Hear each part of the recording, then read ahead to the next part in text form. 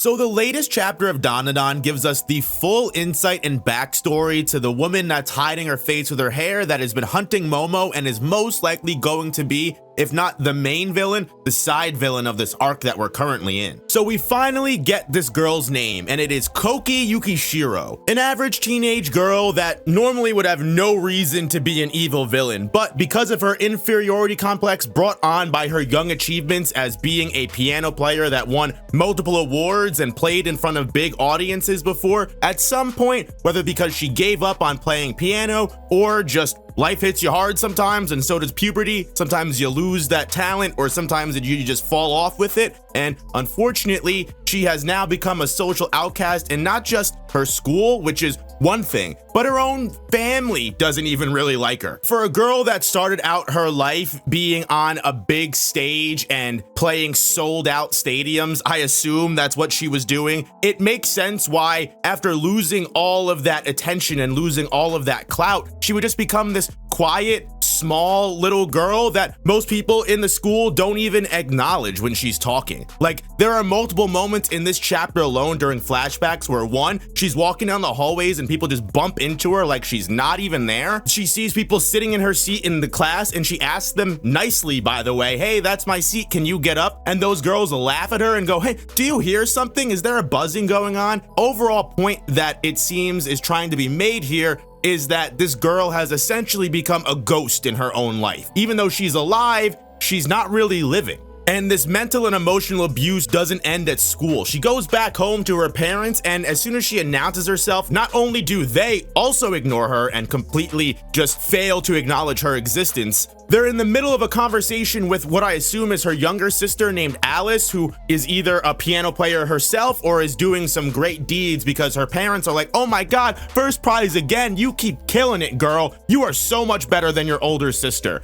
And it's like, really? Was that a candid moment? Did you just happen to say that when I walked in, or did you hear me announce myself and decide to talk shit knowing that I would hear you? Either way, fucked up parents. Which, honestly, this is very real and very common, not just in Japan, but in every country around the world. And inferiority complexes are a real thing, let alone you have a high achieving young child that is able to accomplish so much in their early years. Their parents put so much high expectations on them. They put so many different praises, and then all of a sudden that all just stops. One day you stop becoming your parents' favorite, whether that be because, again, Koki stopped playing piano and she fell out of favor with her parents. They're like, "Oh, she doesn't even play music. Who gives a shit about this girl?" Or again, it could be this new young Alice, this young sibling, completely took away all of the parents' attention for Koki, which is, again, a very common occurrence. A lot of parents may not even realize it, but they'll prioritize that new infant and completely forget about the older sibling. And I guess this neglect has lasted a lot longer than Koki would like to admit, and that her parents would even be accountable for. Because I guarantee if you ask them, they'd be like, "Oh, we love Koki. What do you mean? She's just a weird girl. It's her problem. She doesn't love us." Which is just a terrible environment not to just grow up in, but when you're home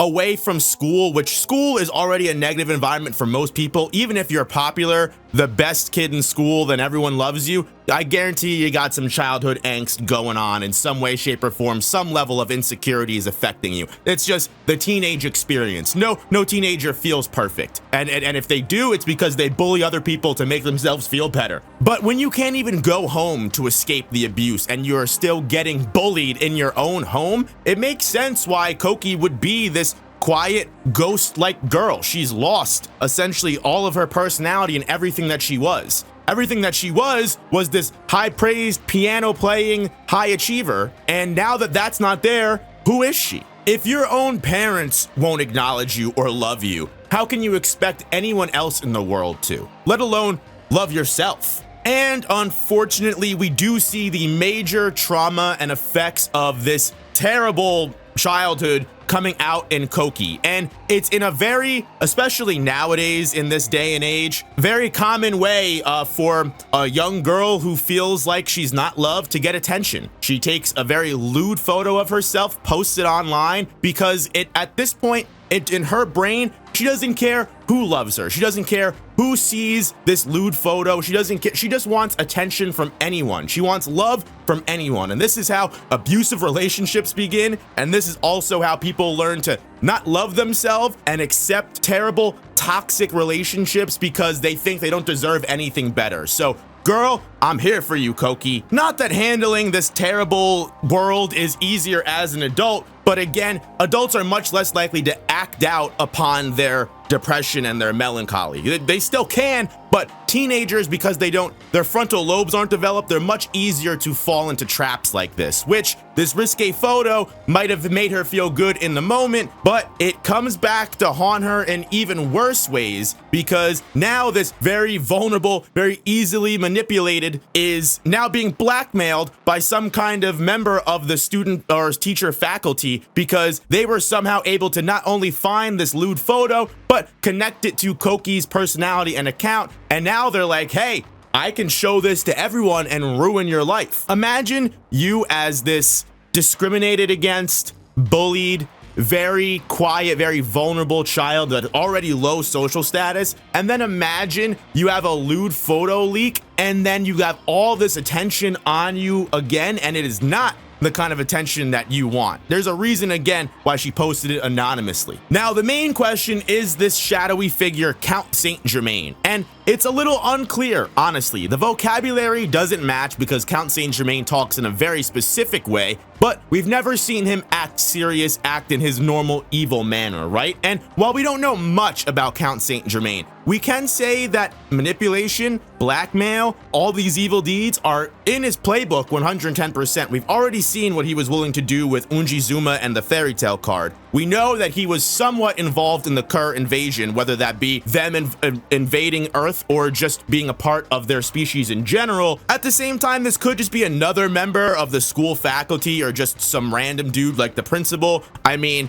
especially when it comes to Japanese manga, we very commonly get the theme that faculty and people that work at schools are not always the best people. Regardless of who it is, it could even just be a faculty member that is the real one being manipulated by Count Saint Germain, and they are just pushing that manipulation down to this poor girl. Koki is the one getting caught in the crossfire, and she's the one that has to deal with all of this stuff. And of course, like I said before, being the prime target for manipulation, she easily falls for this, easily indulges, and decides that, hey, I've got no other choice. I've got to hunt Momo, or not only am I going to be the laughingstock of the school, I'm going to bring shame upon my family. And my family already hates me, so probably not a good idea to add more to that, or add more fuel to that fire. And the worst part is, whatever power that Koki has been given by either Count Saint Germain or whoever the shadowy figure ends up being, the worst part about it is that it's going to feed and fuel these negative emotions inside of her. We've already seen in the previous chapter how this person is goading her and that she's not using her power right, and she needs to let the evil powers take over and let them become her best self, which is the exact kind of words that someone that already doesn't like themselves needs to hear and are very easily going to fall victim to. All of this can very easily backfire on Koki and on just the school as a whole. However, our protagonists are very understanding people. The vibe that they bring out is glorious,